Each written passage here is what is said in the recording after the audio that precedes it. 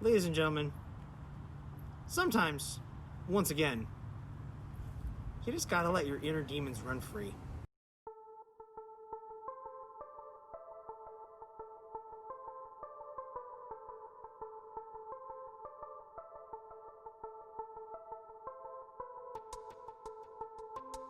Hello everyone, thank you for turning into Team Forbidden's YouTube page. It is I, Soto-sama the Fanatic, back with another update for Gren Maju.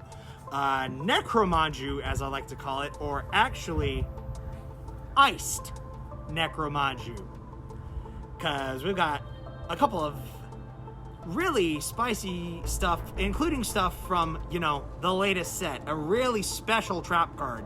So, let's get into it. So, first off, you have, of course, the 3 Gren Maju de Aiza, the card that took forever to get a super printing or anything that was above a common. Very underrated, old card until Pot of Desires came out. And it was like, wait a minute, Pot of Desires, drawn to this, you have a 4K beat stick. It's as strong as Obelisk the Tormentor and doesn't require 3 sacrifices. I mean, you're kind of missing the target protection and stuff, but whatever. Giant beat stick. Next up, 3 Gizmek Orochi the Serpent Trent Sky Striker. Sky Slasher, excuse me. I mean, this is far from the first Gren Maju deck profile on the channel. Summon up by banished and top 8 cards. Yada yada. 3 Inspector Border. Inspector Border. Stop your all effects. Yep. Drop this down. They don't have a Link monster or any monster summoned from the extra deck. They can't play the game. Next up, we have 2 Eater of Millions. And 2 Necroface. 2 Necroface is, we have it at 3, but 3 and 3 just didn't seem to jive very well with me. But it's really, these are basically the alternatives to Gren Maju. Necroface, you summon it and shuffles everything back, or you can just get more banished cards by banishing it with Gold Sarcophagus. Eater of Millions, it's your alternative Gren Maju. Andrew's running a 3 ratio of this, but he's not running the Necroface. I am. The card's back at 3. I wanted to use it, so why not? Next, we have 1 Dino Wrestler Pankratops, because you're probably going to go second most of the time, and even then, he's a good card that outs 2 cards on the field. Konami, put this card back to 2. Come on. Put it at 2 or 3 on the next ban list. Enough of this 1 garbage. And finally, the last card in here, 3 Dimensional Shifters. I'm going to let you guys in on a little secret. This stops Verte Anaconda, because Dimension Shifter makes it so cards that would go to the graveyard are banished instead.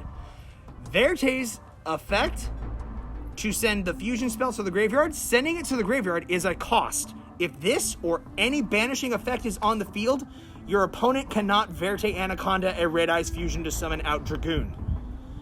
Eric and I basically discovered it testing this deck together when I Dimension Shifted him the first turn, and he attempted to go into Verte, and I was like, wait, can you do that? And we looked up all the old rulings with Banisher of the Radiance and stuff, and Fissure Shifter basically applies. So this card stops Verte Anaconda and messes up a whole bunch of decks that use the graveyard as their second hand. It's so good.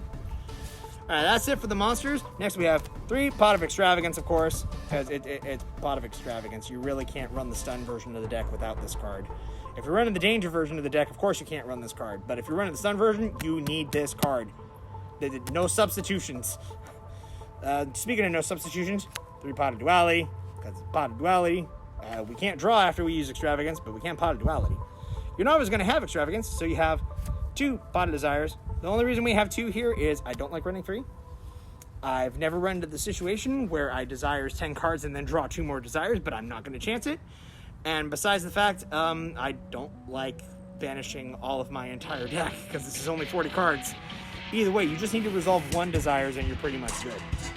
Next up, we have 1 Foolish Burial. It's self-explanatory. Dump the Gizmek in the graveyard, and then just banish the top 8 of your deck and bring it out. And Gold Sard. This is, I'll be honest with you guys, this is specifically for Necroface. But if you're in a pinch and Necroface got banished face down, you can use this and attempt to stall out the game for 2 turns to get any 1 card that you want from your deck. Say, oh, I don't know, maybe your giant boss monster or something like that. But that's it for the spells. On to the traps. We are running not quite the full Solemn Brigade, but only the 2 Solemn cards that people really play.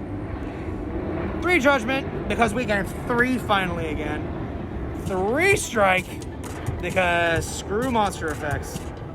And then 3 Infinite Permanents, because it's Infinite Permanents. It's a literal hand trap, the best literal hand trap in the game. Speaking of literal hand traps, we've got the 1 red reboot. And now, for the ultimate in-card spice, with a particular emphasis on the ice at the end.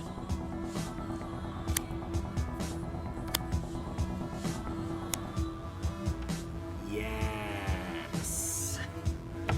So this is the new card that came out in Rise of the Duelists. Ice Dragon's Prison. This is apparently a $10 ultra rare, and I believe it's shooting up. I don't know. But this is a really cool and really interesting card.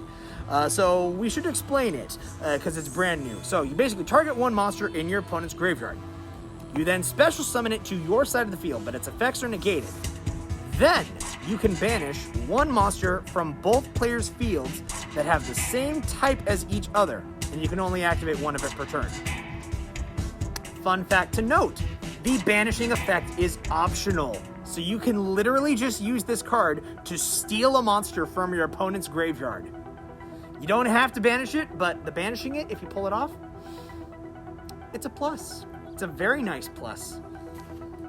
So, yeah, and the only downside of that is, no,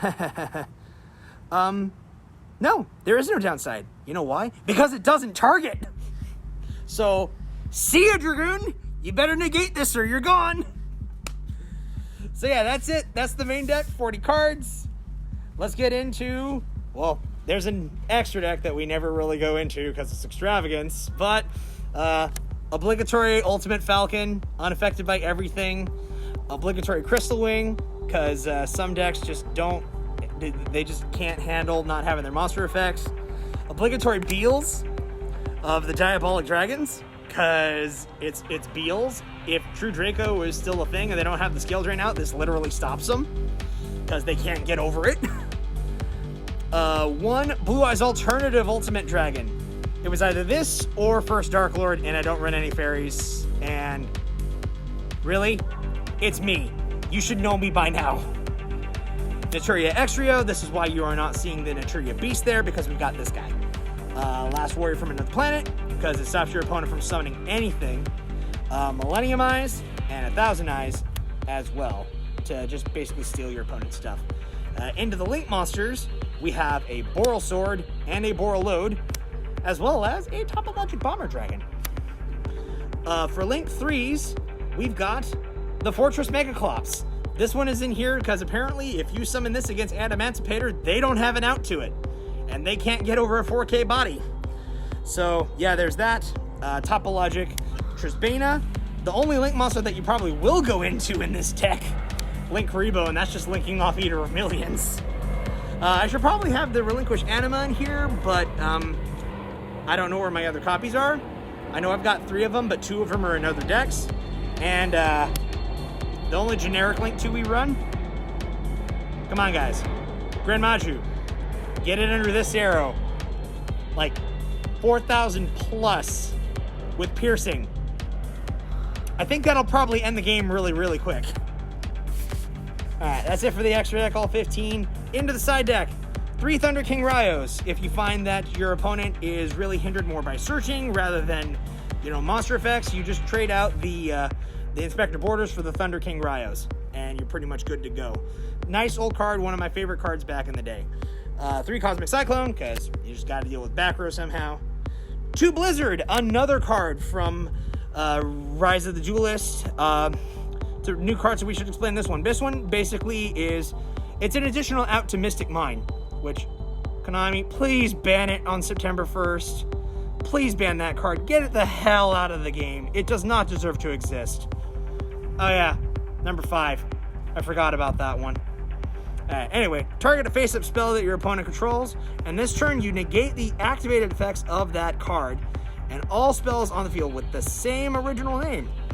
And the targeted card would go back to the hand instead of going to the graveyard. So this not only just stops spells at all, but it can be used offensively and defensively to turn off, I don't know, maybe continuous floodgates of some sort, like a Necro Valley, for example, or something like that.